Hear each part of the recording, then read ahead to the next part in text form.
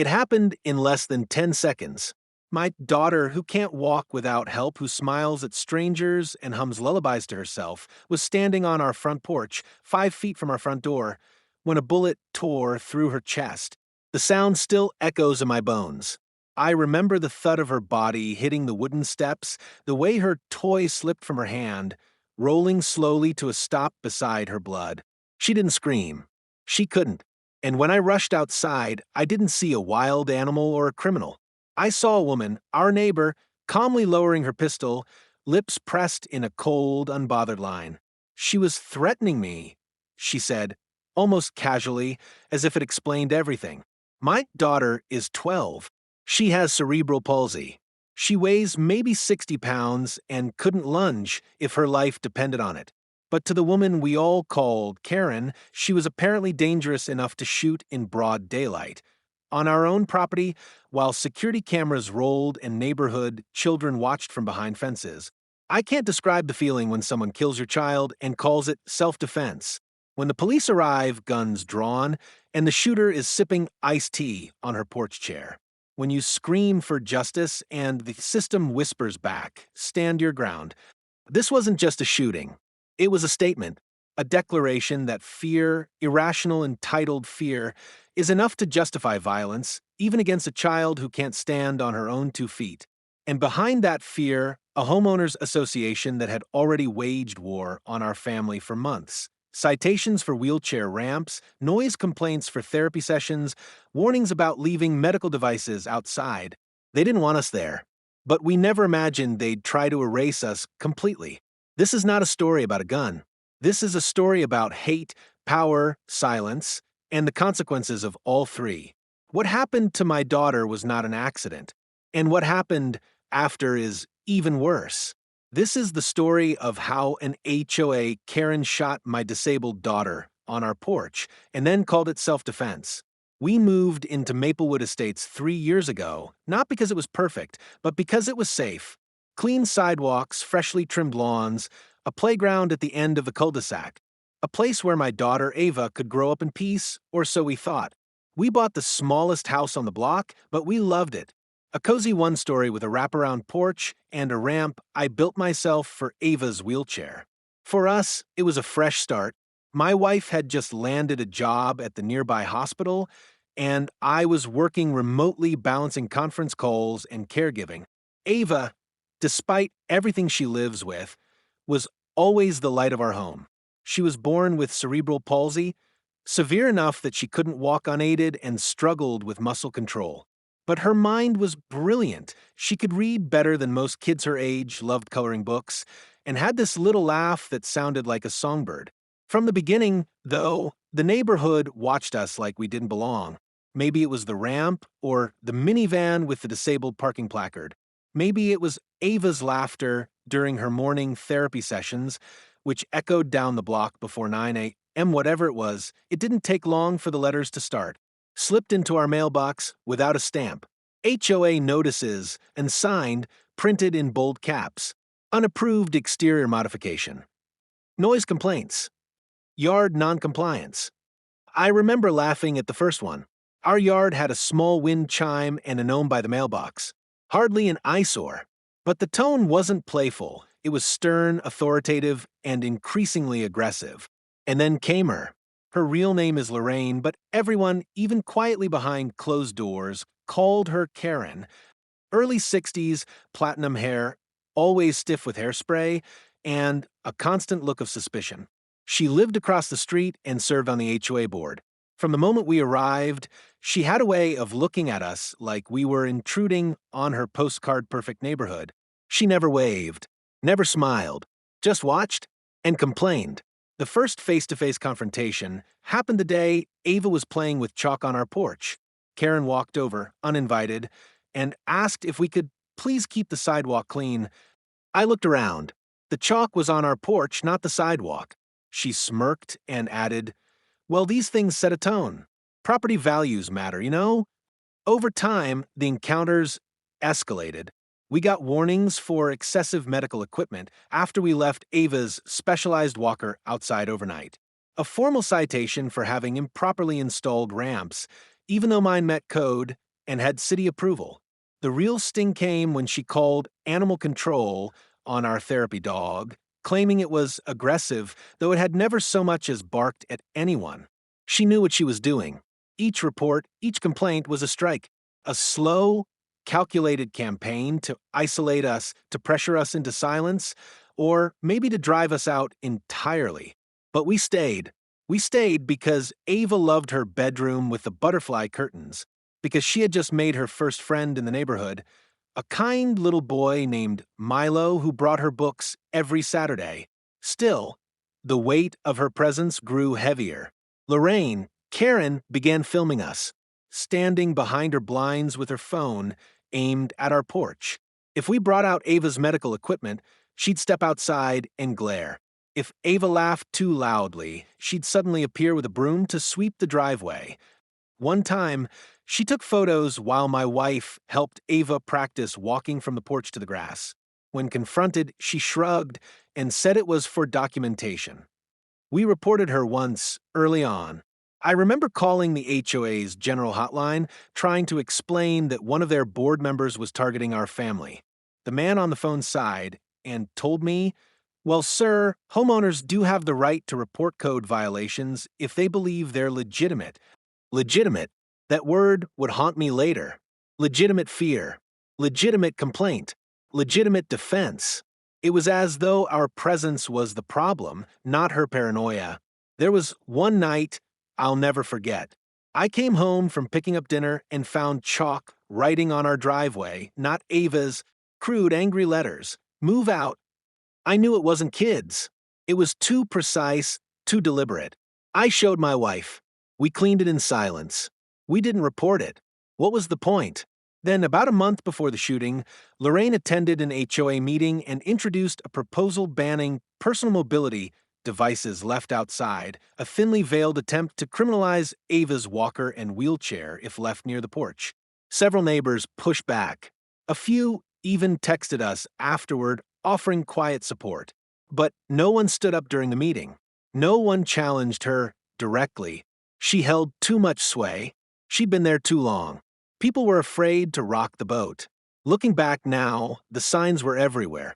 The unease, the stares, the constant documentation, the veiled threats wrapped in HOA legalese. We thought we were being cautious. We thought if we just kept our heads down and followed the rules, it would stop.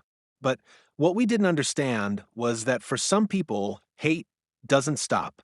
It escalates. It waits. And then one day it pulls the trigger. It was a Tuesday afternoon, bright, quiet, deceptively ordinary. The kind of day when nothing should go wrong. The air was thick with the smell of cut grass, and the hum of sprinklers echoed from nearby lawns. Ava had just finished her virtual therapy session and asked if she could go outside for a few minutes. She always loved sitting on the porch after her sessions, her favorite blanket tucked around her legs, a coloring book in her lap. It was her routine, our little ritual of calm. I carried her to the porch swing, helped her settle into the seat with her stuffed turtle, and left the door cracked open behind me so I could keep an eye on her while finishing dishes in the kitchen. I remember hearing her hum, soft, repetitive, the same lullaby she always sang to herself. And then I heard another sound, faint, out of place, the creak of a screen door across the street. I glanced through the front window. Lorraine, Karen, was on her porch again, her stiff silhouette framed by the railings. She wasn't sweeping or tending her garden. She was just standing there, staring. Her arms were folded tightly across her chest, her mouth set in that familiar line. I watched for a second longer, then turned back to the sink. This wasn't new, but something about her stillness unsettled me. A few minutes passed, maybe 5. Ava had gone quiet, which wasn't unusual. Sometimes she just sat and daydreamed, letting the breeze brush her cheeks. But then came another sound. Not a creak this time, but gravel crunching. Footsteps approaching fast. I rushed to the door and pushed it open wider. Lorraine was no longer on her porch. She was in our yard. She stood at the base of our steps, her phone clutched in one hand, something metal glinting at her hip. Her expression was unreadable, not angry, not panicked, but Focused. Ava looked up at her, puzzled mid-coloring stroke. Go inside, I said instinctively, stepping onto the porch. Lorraine didn't move. She's making threats, she said, almost calmly, lifting the phone as if to record. My heart skipped. She's 12. I snapped, stepping closer to Ava. She has cerebral palsy. She can't even stand without help. Lorraine's hand shifted. Not the one with the phone, the other, toward her waistband. She said something threatening. She insisted again. I felt unsafe. My mind screamed. What threat? What are you talking about? And then she pulled the gun. It was a small black pistol, unremarkable, deadly, held with both hands like she'd rehearsed it. Ava gasped, her voice soft and confused, not frightened. She didn't understand what was happening. I lunged toward her just as the shot rang out. A thunderclap tore through the silence, sharp and final. The recoil jerked Lorraine backward slightly, but her arms remained locked, the barrel steady. Ava crumpled forward with a soft exhale, her coloring book flipping to the porch floor, a red blossom already spreading across her shirt. I screamed, an animal sound, primal and panicked. I dropped to my knees, catching her before she could fall off the swing. Her eyes were wide, stunned, her lips trying to form words. Daddy, she whispered, just once. I pressed both hands against her chest, trying to stop the bleeding, trying to undo what had just happened. My vision blurred. Blood, warm, sticky, soaked through my sleeves. My wife burst through the door behind me, letting out a cry I'll never forget. Lorraine was still standing there, gun lowered now, her expression flat. I told you she was aggressive, she muttered, almost to herself. The neighbors began pouring out of their homes, drawn by the sound. Phones came out. Screams. Questions. But I was lost in a bubble of red and silence, cradling Ava as she drifted between consciousness and pain. The ambulance arrived 6 minutes later, though it felt like a lifetime. The police came soon after, weapons drawn, not at Lorraine, but at me, until my wife shouted who the shooter was. Lorraine sat calmly on her own porch by then, sipping from a glass of iced tea, as if nothing had happened. She told the officers that she felt threatened, that Ava had lunged at her, that she was acting in erratic and aggressive ways. She used all the right words, the words that carry weight in certain neighborhoods when spoken by certain people. I feared for my safety. She was coming at me. I had no choice. Never mind that Ava couldn't stand up without assistance. Never mind that the entire incident was recorded on our porch camera, though Lorraine would later claim she thought we'd removed it. I went with Ava to the hospital in the ambulance, my hands shaking, my shirt soaked through. The doctors worked quickly, and by some miracle, the bullet had missed her heart, but it damaged her lung and fractured 2 ribs. She needed surgery, tubes, breathing assistance. At one point, her pulse flatlined. I felt my own heart stop too, waiting to hear if she'd come back. She did, but something changed in her after that, not just physically. She stopped humming, stopped smiling. She asked why our neighbor hated her, and I didn't have an answer. Back home, the neighborhood was chaos. Half the neighbors stood silent, stunned. The other half, strangely quiet.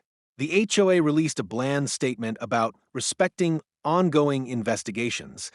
Lorraine was not arrested that day. She handed over the gun voluntarily. She claimed her legal right to defend herself, and the officers let her go. Just like that. They took statements, wrote reports, but no cuffs, no perp walk, no apology. We returned home days later to find a new letter in our mailbox. Another HOA citation, this time for disorderly conduct during a community altercation, as if we disrupted their peace. But the real horror isn't the sound of the gunshot or the sight of Ava's blood on the porch. It's the knowledge that someone can look at a disabled child and see a threat, that they can pull a trigger and sleep peacefully that night while we sat in a hospital praying for breath. It's knowing that fear, or the performance of it, can carry more legal weight than a child's right to exist safely in her own home. And it's knowing as I replay the footage over and over that Lorraine never flinched. She didn't panic. She didn't shout. She aimed. She fired. And then she sat back down. That wasn't fear. That was intent. When the police asked her why she pulled the trigger, Karen, said it with no hesitation. I feared for my life. She didn't stumble over her words. She didn't appear shaken or remorseful. In fact, the officer's body cam footage later showed her speaking with unnerving calm. She charged at me. Lorraine insisted, referring to Ava. I didn't know what she was capable of. She looked agitated. Those were her exact words. As though my 12-year-old daughter, who couldn't walk without a gait trainer, who needed help to get on and off the porch swing, who still gripped crayons with both hands, had somehow transformed into a deadly threat in that moment. She told the officers that Ava had lunged, that she saw something shiny in her hand, and that it was a reasonable assumption to think she was armed. The shiny object? Ava's metal butterfly clip, the one she wore in her hair nearly every day. Karen claimed she thought it was a weapon, a 12-year-old girl, a metal hairpin, a threat. She went on to explain that she was already on edge because she'd seen strange behavior from Ava before. She stares, Karen said, and sometimes she mumbles things under her breath. It's unsettling.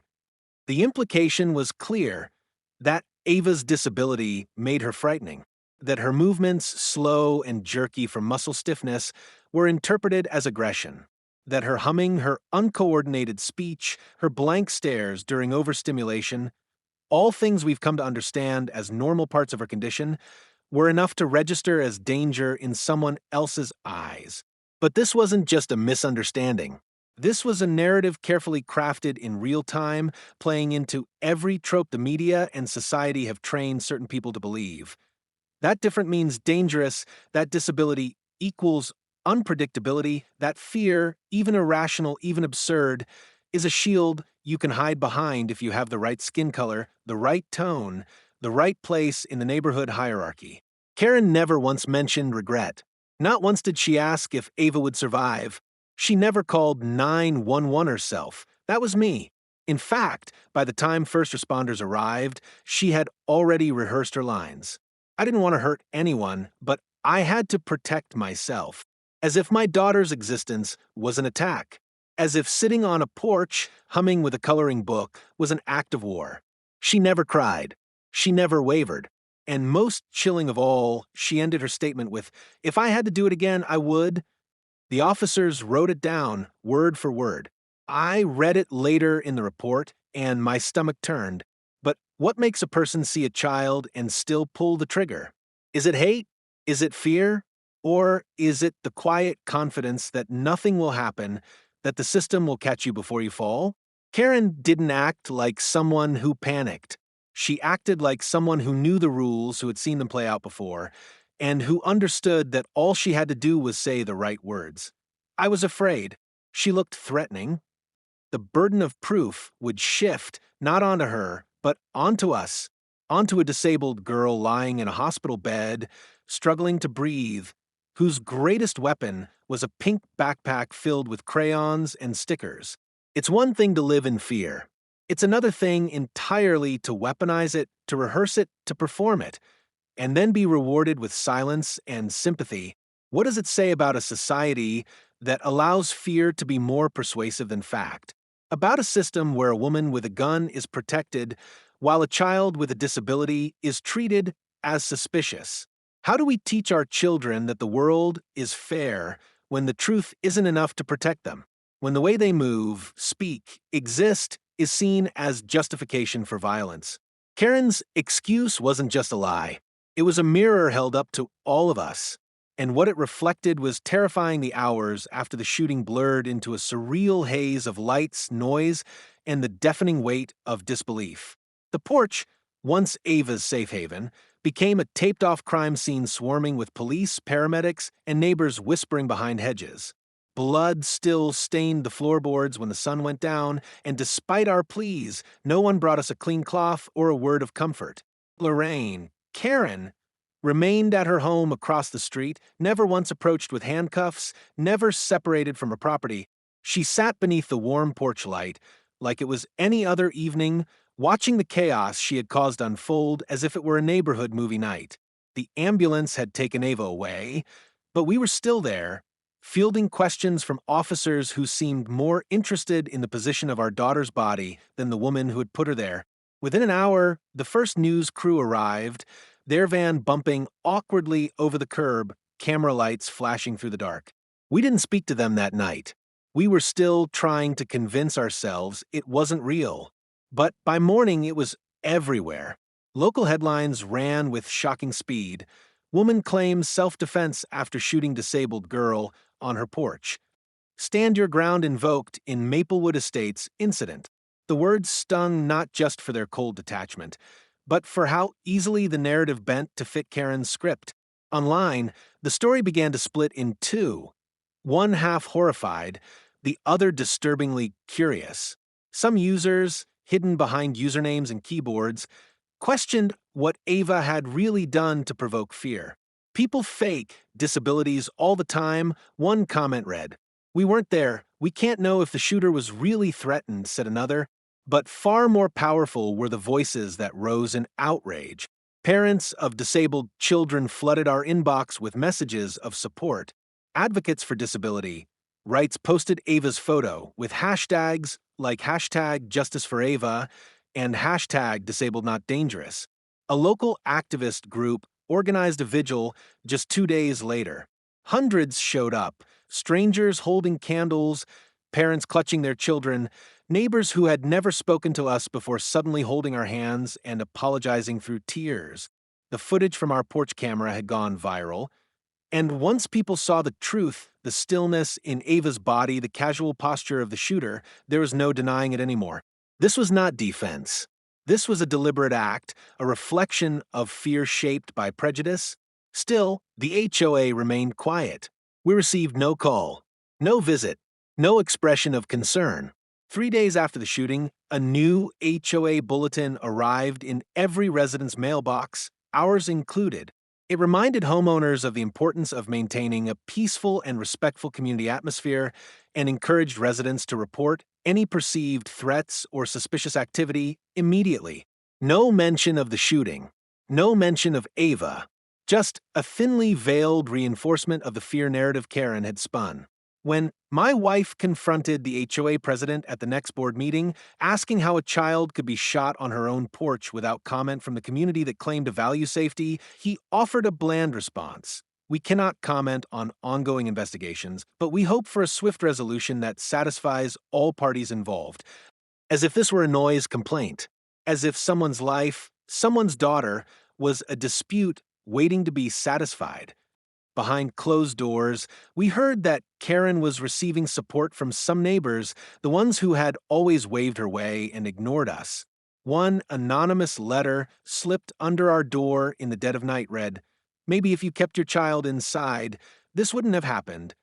Another accused us of using the tragedy to seek attention. That one was signed only with the initials H.A. I didn't need to guess what that stood for. But despite the cruelty, we found more love than hate. Ava's story was picked up by national media, and soon we were invited to speak on radio shows, podcasts, and even a major news network. People wanted to hear Ava's voice. They wanted to know who she was before she became a headline. And every time we told her story, we made sure the world saw the little girl, not the threat, not the victim, but the human being behind the wound. And yet, as days turned into weeks, the silence from law enforcement grew louder. There were no arrests, no charges. The investigation was ongoing, they said, citing the complexity of the Stand Your Ground law and the conflicting statements from the parties involved. Never mind that the footage clearly contradicted Karen's claims. Never mind that Ava was in a wheelchair for weeks, unable to even sit up without assistance. It felt like they were waiting for it all to blow over. For the outrage to fade, for us to move or give up. But we didn't. We hired legal counsel. We filed civil charges. We began documenting every piece of correspondence, every whisper of retaliation, every passive-aggressive HOA email that reminded us we were not welcome. The aftermath wasn't just emotional, it was systemic. It showed us how deeply fear can be institutionalized, how easy it is for someone like Karen to weaponize her discomfort and be protected by a system built to believe her. but it also revealed something powerful: community, outrage, truth. The messages, the protests, the flood of strangers who offered us help, we realized we were not alone. Ava's voice was still being heard, even as she recovered in silence. And with every post, every share, every candle held in her name, a message echoed louder and louder into the quiet corners of our neighborhood: we are not going away.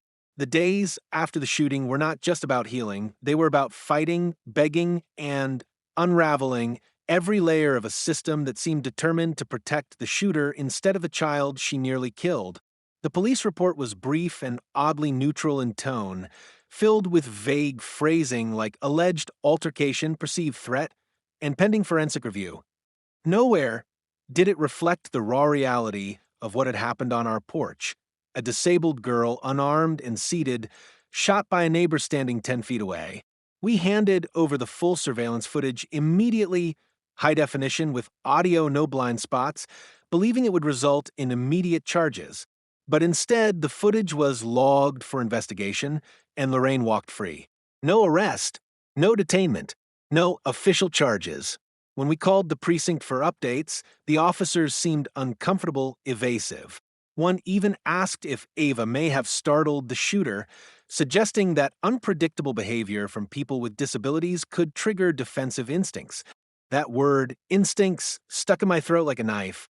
What kind of instinct compels someone to draw a weapon on a child humming with crayons in her lap? Weeks passed. Our lawyer filed motions, submitted statements, even brought in a disability advocate to testify about Ava's condition and the impossibility of the threat that Karen claimed. We were told that due to the state stand your ground law, the burden of disproof was on us, not the shooter. That even with the footage, even with medical records, even with every detail disproving her excuse, the law favored her perception. It didn't matter that Ava couldn't stand. It didn't matter that she'd never shown aggression. It only mattered that Lorraine said she felt afraid.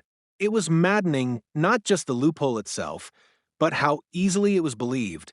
Lorraine was a longtime homeowner, a board member, a white woman with no criminal record in a gated community. We, on the other hand, were newcomers, a mixed-race family with a disabled child, and to some in that community, that made us different. That made us questionable. It was never said outright, but the subtext hung in every silence, every delay, every passive answer. You don't belong here, and she does. The district attorney's office said they were reviewing all available evidence. That review lasted over 2 months. In the meantime, Lorraine retained an attorney and made no public comment. Her HOA allies remained quiet too, but behind the scenes, things began to shift. We received another HOA complaint, this time for unauthorized media activity on our property, referring to the reporters who visited to speak with us about the case. They wanted us silent. They wanted it forgotten. But the outrage online only grew stronger. Disability rights groups began pressuring the DA, organizing email campaigns and sit-ins outside the courthouse. Ava's face was printed on posters, and our community, at least the one we found beyond the walls of our neighborhood, refused to let her be reduced to a footnote. Still, the system crawled. There was no grand jury indictment, no trial date. In a devastating twist, we were told that the likelihood of criminal prosecution was low because Karen had cooperated, stayed at the scene, and showed no signs of premeditation. As if murder requires malice to matter.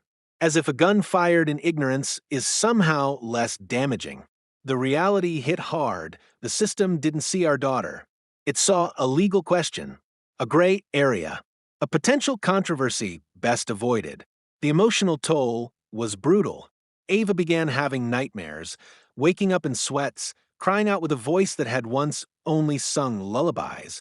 She asked if it was her fault, if she had been too loud, too strange, too scary. We told her no over and over, but the trauma had already buried itself deep. My wife started grinding her teeth in her sleep. I couldn't focus at work. We fought often about small things, the kind of fights born from helplessness and grief, not anger. We tried therapy for all of us. It helped some, but nothing could change the feeling that the very institutions meant to protect us had quietly stepped aside. And in those moments, we learned the difference between justice and survival. Justice was what we wanted. Survival was what we had to fight for. We filed a civil suit against Lorraine, not just for medical damages, but for emotional trauma and reckless endangerment. Our lawyer warned us that these cases rarely end in jail time, especially with someone like her. But we weren't seeking revenge. We were seeking record. We wanted it written somewhere in ink and ruling that what she did was wrong. That Ava's life mattered. That fear, no matter how polished or practiced, cannot excuse violence without consequence. As we waited for court dates and responses, the legal fight stretched on like a shadow. Karen remained free, living her life across the street, her porch light glowing each night like a mockery. But something had shifted. She no longer looked at us. No more stares, no more smirks. She lived in a silence of her own making, and perhaps that was the first small crack in her fortress of fear.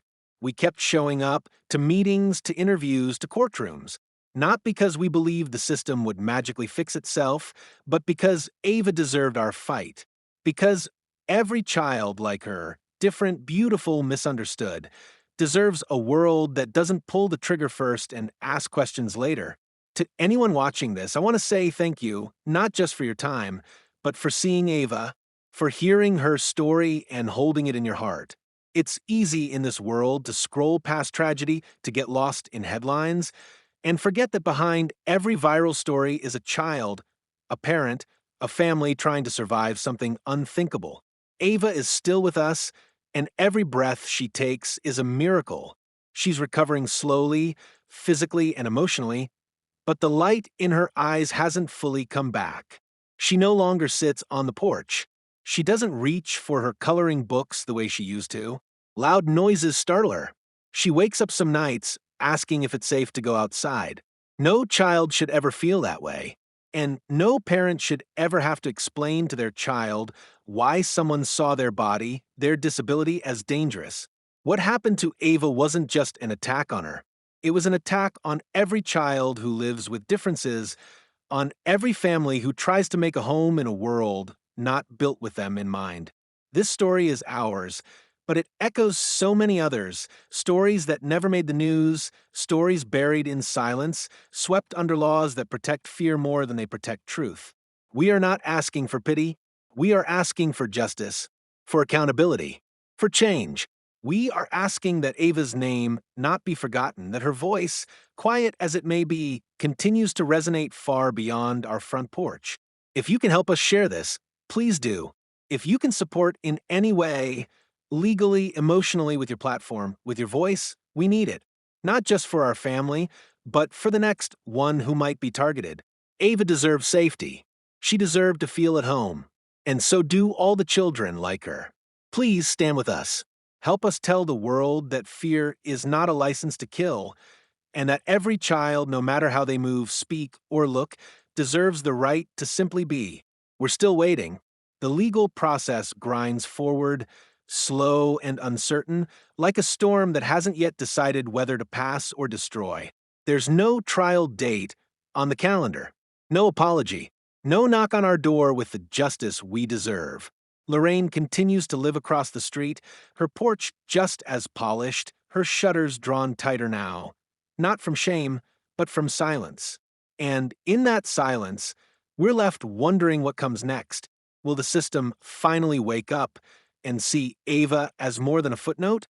Will a jury one day watch the footage and hear the truth in our daughter's voice, even if it trembles? Or will this case become just another file lost in the maze of legal gray areas and failed accountability? We don't know yet, but we do know this: we will not stop speaking. We will not stop showing the world what fear and power look like when they're unchecked. Ava may be small, but her story is enormous. It challenges everything about how we treat difference, how we define danger, and who the law truly protects. And there's more to uncover, more details, more recordings, more voices that have come forward in the weeks since, neighbors, witnesses, even former HOA members who saw this coming long before it happened. All of that will be revealed. But for now, I leave you with a question. What would you do if it were your child? If someone looked at them and saw a threat, pulled the trigger, and then walked away claiming they were afraid, would you stay silent? Would you move away? Or would you fight, even when the odds are stacked against you? We're choosing to fight, and we invite you to stand with us. If this story moved you, if Ava's voice matters to you, please share this video, leave a comment, subscribe for future updates, because this story is far from over. The truth deserves daylight, and so does justice. This is more than just a video, this is a movement. You've been watching the HOA stories where silence ends and accountability begins. We'll see you in the next chapter.